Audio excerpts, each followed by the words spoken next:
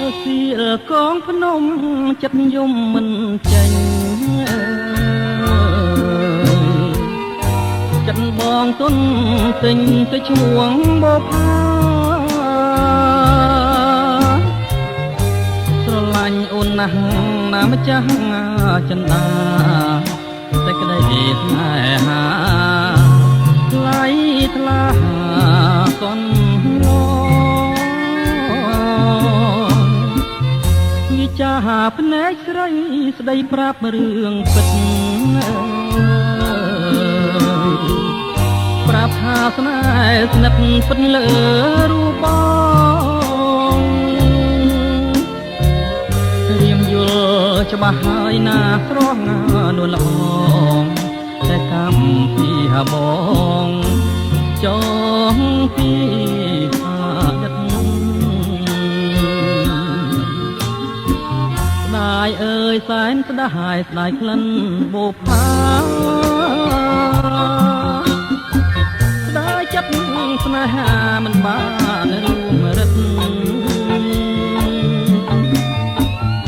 ព្រោះបងមានណាគូ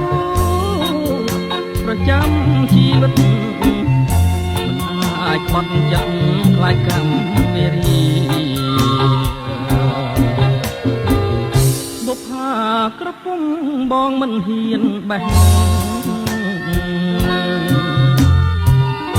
មិនហ៊ានប្រលេះខ្លាចការវេទនីស្រឡាញ់អូនណាស់សុទ្រាំក្រំគ្រីជាតិក្រោយខាតណាជួបផ្កាម្ចាស់ស្នា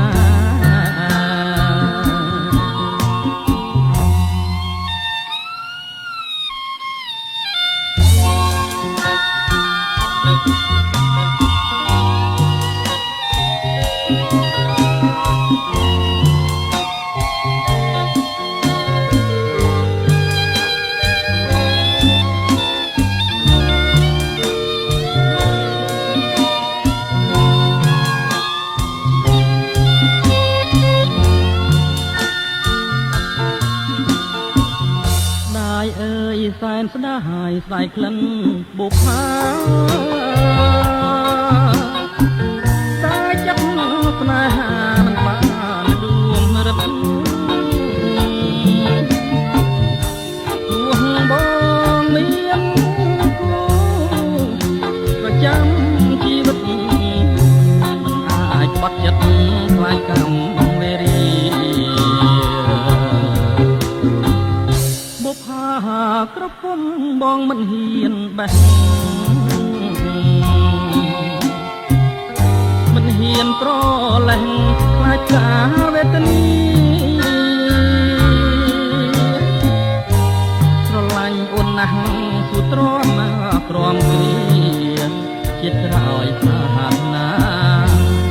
ជួបផ្កាម្ចាស់ស្នា